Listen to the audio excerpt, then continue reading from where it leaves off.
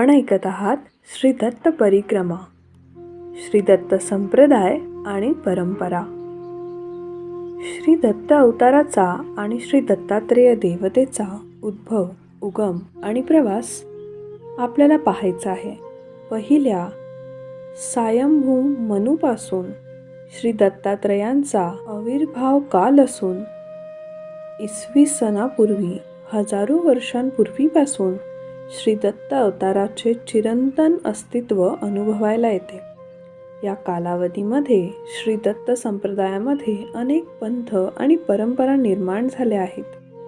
त्यांना श्री दत्त संप्रदायाचे उपसंप्रदाय असेही म्हणता येईल. यातील सर्व परंपरांमध्ये श्री दत्तात्रेय हे मुख्य दैवत, उपास्य दैवत, सद्गुरु रूप, सिद्धिदाता, अष्टांग योग मार्गदर्शक आहेत. श्री दत्तात्रेय अवतार हा उत्पत्ती, स्थिती आणि लय या तिन्ही स्थितींचा निर्देशक आहे.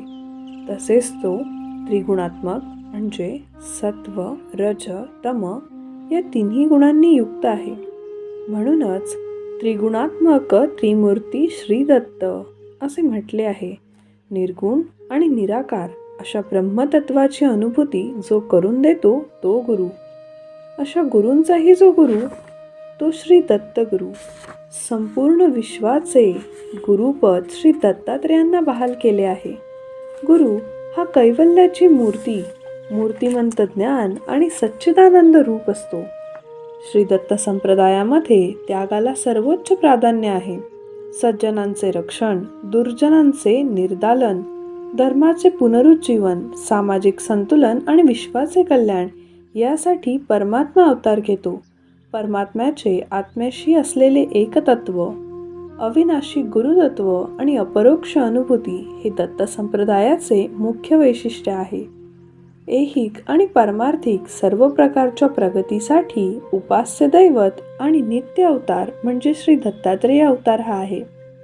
दत्त संप्रदाय हा सर्वात प्राचीन, लोकाभिमुख, समन्वयकात्मक आणि सर्वांना सामावून घेणारा असा संप्रदाय आहे. तसेच नवनवीन अवतारी पुरुषांमुळे नित्यनूतन आणि प्रवाह राहिलेला आहे. दत्त संप्रदाय सर्वांना जवळचा वाटतो, कारण यात प्रपंच, परमार्थ आणि मुक्तीचा यथायोग्य मेळ घातला गेला आहे. प्रापंचिक उन्नती, त्याचबरोबर साधना, उपासना, अनुष्ठाने याद्वारा शारीरिक, मानसिक, भौतिक, कौटुंबिक प्रगती यांची एकत्रित उपाययोजना माणसाला मोक्षाच्या पायवाटेवर अलगद पुढे घेऊन जाते. दत्त संप्रदाय शैव, वैष्णव याचबरोबर शाक्य, गाणपत्य इत्यादी सर्व पंथांना जवळचा आहे.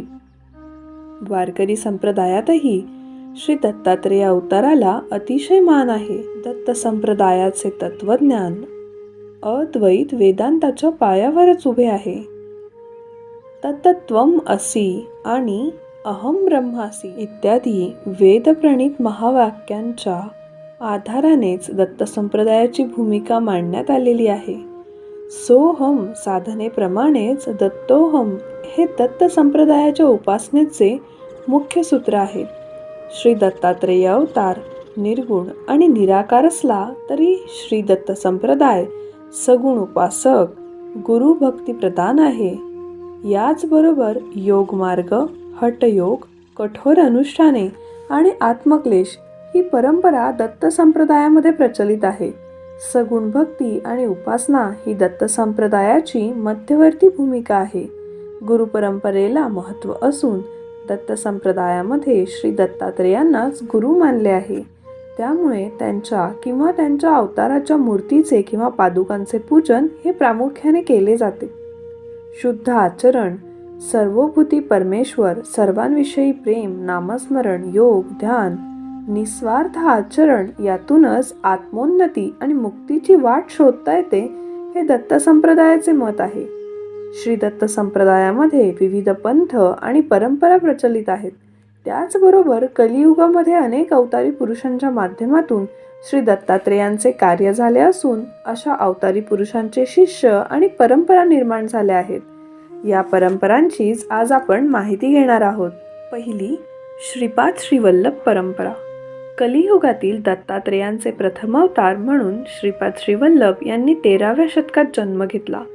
समाजातील विकृती नाहीशी व्हावी, मुस्लिम आक्रमणे गांजलेली आणि विस्कळीत झालेली समाजाची घडी नीट बसावी, धर्माची आणि संस्कृतीची पुनर्स्थापना व्हावी या उद्देशाने श्री दत्तात्रेयांनी हा अवतार घेतला. मुस्लिमांच्या राजकीय आक्रमणाबरोबरच सुफी फकीरांनीही सर्वत्र संचार सुरू केला होता. मंदिराच्या मशिदी बनवल्या जात होत्या. बाटवेगिरी आणि धर्मांतर सुरू झाले. स्वधर्मनिष्ठा लयाला गेली होती. द्रव्य लोभाने पांडित्य प्रदर्शन आणि लाचारी यामुळे समाज दुर्बल झाला होता. अशा वेळी इसवी सन 1320 मध्ये श्री दत्तात्रेयांनी श्रीपाद श्रीवल्लभ अवतार धारण करून विविध चमत्कार दाखवून खूप मोठे कार्य केले. त्यांचा आयुष्यकाल हा 30 वर्षांचा होता. आंध्र प्रदेशातील गोदावरी जिल्ह्यात पिठिकापूर इथे त्यांचा जन्म ठिकाण आहे. तेथून ते कुर्वापूर या ठिकाणी गेले. श्रीपाद श्रीवल्लभांच्या आईचे नाव सुमती महाराणी व वडिलांचे नाव अप्पल राज शर्मा असे होते. त्यांच्या आईचे वडील म्हणजे आजोबा श्री पापण्णार्याचार्य हे प्रकांड पंडित होते. त्यांनी श्रीशैलम येथे श्री सवितृ काटकचयन हा महायज्ञ केला होता. श्रीपाद श्रीवल्लभांनी त्यांच्या अवतार काळात अनेक अगम्य लीला केल्या. ह्या अवतारानंतरच श्री दत्त संप्रदायाची अतिशय जोमाने वाढ झाली. श्रीपाद श्रीवल्लभ यांना मानणारी मोठी परंपरा आंध्र प्रदेशाबरोबरच कर्नाटक आणि महाराष्ट्र तसेच संपूर्ण भारतात पसरली आहे. त्यामुळे श्रीपाद श्रीवल्लभ आणि दत्तात्रेय हेच आराध्य दैवत आहेत. श्रीपाद राजम शरणम प्रपद्ये हा त्यांचा प्रमुख इष्टमंत्र आहे. दुसरा अवतार नृसिंह सरस्वती स्वामी परंपरा. श्री दत्तात्रेयांचा दुसरा अवतार हा मानला जातो. करंजा, लाड, जिल्हा अकोला या गावी अंबाभवानी आणि माधव यांचे पोटी श्री दत्तात्रेयांनी जन्म घेतला. श्रीपाद श्रीवल्लभ हे ब्रह्मचारी होते, पण नृसिंह सरस्वती हे संन्यासी होते. गुरुचरित्र या दत्त संप्रदायातील प्रासादिक आणि साक्षात्कारी ग्रंथांमध्ये नृसिंह सरस्वती महाराजांच्या जीवन कार्याचे आणि लीलांचे वर्णन केलेले आहे. त्यांनी जन्मतःच ओंकाराचा उच्चार केला होता, परंतु ते एकही शब्द बोलत नसत. अशीच 7 वर्ष गेली. त्यांनी आपले उपनयन करावे असे मातापित्यांना सुचवले. उपनयन होताच त्यांच्या मुखातून वेदवाणी बाहेर पडू लागली. तेव्हा सगळ्यांची खात्री झाली की हा बालक अवतारी पुरुष आहे. श्रीपाद श्रीवल्लभांचेच कार्य त्यांनी पुढे चालवले आणि श्री दत्तभक्तीचा विस्तार केला. त्यांना दीर्घायुष्य लाभले. वयाच्या 9व्या वर्षी त्यांनी घर सोडले आणि ते वाराणसी येथे आले. तेथेच त्यांनी शृंगेरी परंपरेतील कृष्ण सरस्वती यांच्याकडून संन्यास दीक्षा घेतली आणि त्यांचे नाव नृसिंह सरस्वती असे झाले. काशीहून ते बद्री केदार, कैलास मानसरोवर आणि गंगासागर इत्यादी ठिकाणी गेले. संपूर्ण भारतामध्ये त्यांनी संचार केला. त्यांच्या भोवती मोठा शिष्यवर्ग तयार झाला. त्यांचे प्रमुख 7 शिष्य होते: माधव सरस्वती, कृष्ण सरस्वती, बाळकृष्ण सरस्वती, उपेंद्र सरस्वती, सदानंद सरस्वती, ज्ञानज्योती सरस्वती आणि सिद्धसर सरस्वती. या सर्वांनी श्री दत्त परंपरेचा सर्वत्र प्रचार आणि प्रसार केला. नृसिंह स्वामींनी जिथे जिथे तपश्चर्या केली ती ठिकाणे औदुंबर, नृसिंहवाडी, गाणगापूर ही दत्त संप्रदायातील अतिशय पवित्र स्थाने आहेत. तेथील अनुभूती थक्क करणाऱ्या आहेत. हजारो भाविक तेथे अनुष्ठाने, जप, तप, पारायणे करतात. त्यातून त्यांना ऐहिक आणि परलौकिक कल्याणाचा लाभ होतो. नृसिंह सरस्वतींचा अवतार काळामध्ये देशात सर्वत्र मुस्लिम राज्य निर्माण झाले होते. अशा वेळी त्यांनी धर्मध्वज उंचावून धरला आणि सर्वसामान्यांच्या मनामध्ये शुद्ध भाव, अध्यात्म आणि आत्मविश्वास जागृत केला. त्यांनी त्यांच्या जीवनकाळात अनेक चमत्कार घडवले आणि लाखो लोकांना बोध करून सन्मार्गाला लावले. त्यांची परंपरा अजूनही आपले कार्य पुढे चालू ठेवत आहेत. श्री स्वामी समर्थ परंपरा. श्री दत्तात्रेयांचे तिसरे अवतार म्हणून अक्कलकोटचे श्री स्वामी समर्थ प्रसिद्ध आहेत. आपल्या अवतार समाप्तीच्या वेळी नृसिंह सरस्वती श्रीशैलम येथून कर्दळी वनामध्ये गेले. तेथे ते तपश्चर्येला बसले. मध्ये 350 वर्ष गेली. त्यांच्या भोवती वारूळ तयार झाले. एके दिवशी एक लाकूड लाकूड तोडतानाच त्यांचा घाव चुकला आणि तो वारुळावर पडला. त्या वारुळातून श्री स्वामी समर्थ प्रकट झाले. तेथून स्वामींनी संपूर्ण देशात सर्वत्र भ्रमण केले. विविध ठिकाणी ते विविध नावांनी प्रसिद्ध होते. नंतर ते मंगळवेढ्यात आले. त्यानंतर ते अक्कलकोट या ठिकाणी आले आणि शेवटपर्यंत तेथेच होते. आपल्या अवतार काळात त्यांनी अनेक अगम्य लीला केल्या. सर्वसामान्य भाविक भक्तांना त्यांनी आपलेसे केले. सर्व जातीपातीचे आणि धर्माचे लोक त्यांच्या भोवती गोळा झाले. त्यांचे बाह्य आचरण काही वेळा बालक भावाचे तर काही वेळा अतिशय रौद्र असे होते. त्यांनी अनेकांचा अहंकार दूर केला. अनेकांना सन्मार्गाला लावले.